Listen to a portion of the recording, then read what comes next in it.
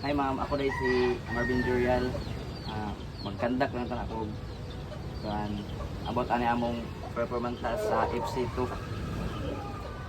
About ani mga about ani gifted child or speed. Mga speed learning. Hindi mo pangalan ma'am? Ay ako dito si Arlene Itaon pa teacher 1 in Padiay Elementary School Sibaga. Ha? Narang question ma'am. Sir. How do you recognize sign of gifted learners? As a classroom, as a regular teacher, I recognize gifted learners through the signs of quick understanding. So kani sila nga mga gifted learners, mora ni sila ang mga dali ra din sila kasabot, dali ra sila ka catch up sa mga topic nga imukuan niya. Mostly ani sa ila is more on questioning. So they more asking questions and they are kanang active sila mo kuan sa kanang mga problem solving. Active na sila mo answer ng mga problem solving. So they may display intense curiosity, ask deep questions and connect ideas easily. So many have excellent memory nga. Mostly pud ni sa ila is kanang grabe sila kay creative.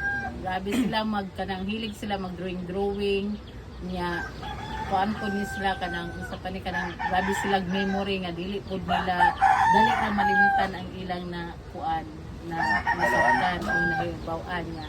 Then kuan po ni sila pag dili po ni sila kanang more on kuan po ni sila emotional sensitivity and perfectionist.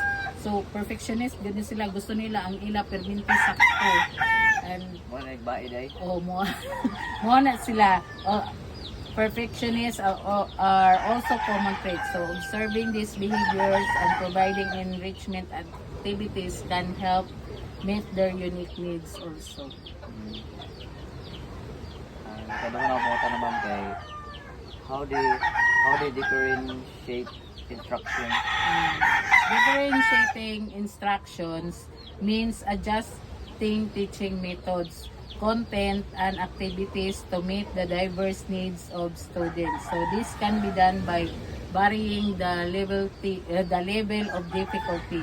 So providing choices in tasks and using different learning styles such as visual, auditory, or hands-on activities. So teachers can group students by ability, offer enrichment for advanced learners, and give extra support to those who need it.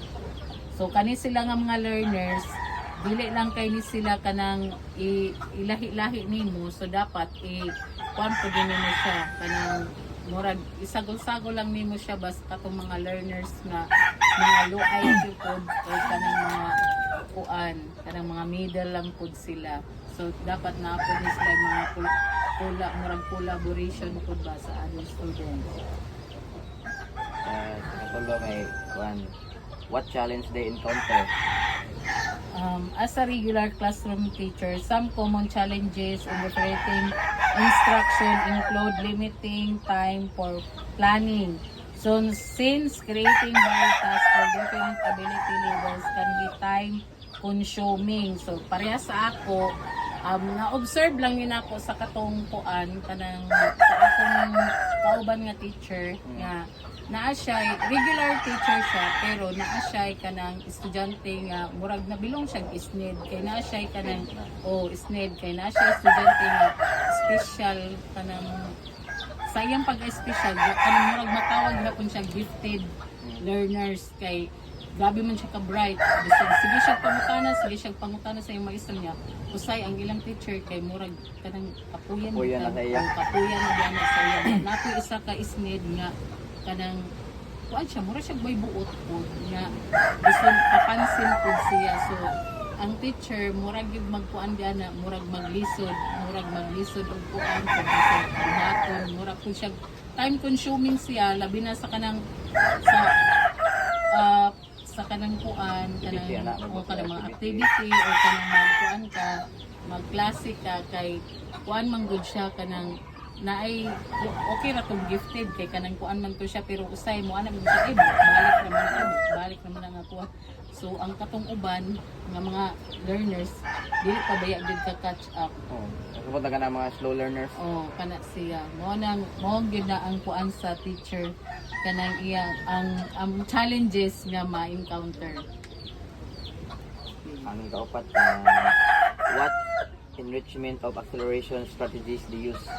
So, enrichment and acceleration strategies help gifted learners stay engaged and challenged. So, common approaches include independent research projects. So, kani sila more on kanang kung naani sila yung project unang kani man kung mga gifted learners te murag murag mo gud ni sila kanang mga scientist pud mga hilig mag-imbento kanang mga nayon sila yung mga project ng mga kuana na.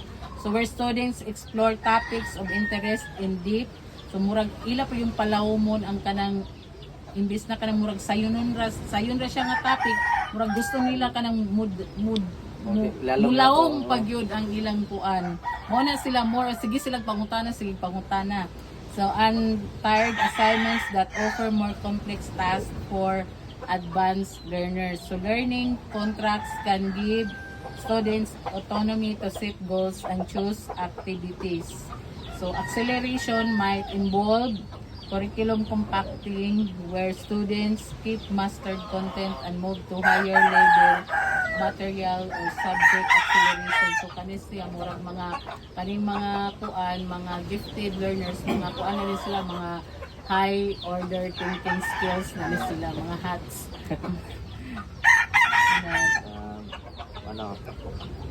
How do you monitor progress? How do I monitor progress? So, I monitor progress. In monitoring progress, it involves using a variety of methods to track both the academic and personal growth. So, teachers can use formative assessment like quizzes, exercase, mga summative test, mga periodical test, mo na siya ang mga formative assessment. While an observation during activities to check understanding.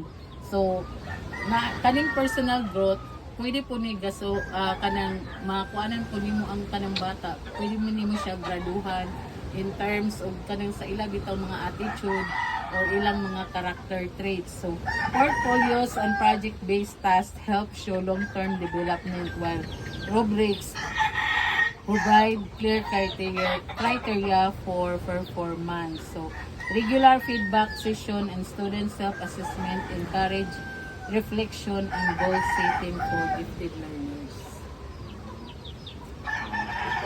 Ang last question, ma'am, is their experience with IEPs or modified instruction.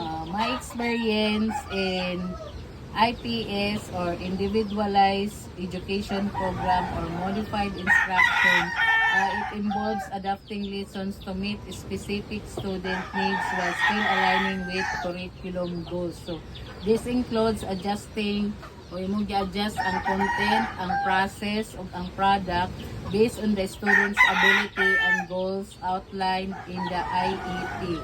So, for example, I provide simplified instructions. So, I use visual aids or allow extra time for tasks. So, tagaan kanang para makasabot gyud ang bata. So, dapat sa imong klase magkuan gyud ka, magpakita kag mga picture o nga kanang mga or visual aids nga imo ikuan ya so make your kanang imong topic nga learning gud kay siya ba kinahanglan engage tanan ang mga estudyante nga dapat pud mo haon pud sa ilang learning. Alam mo na. That's unsa pa man. Salamat ya, ma'am. Sige. Thank you.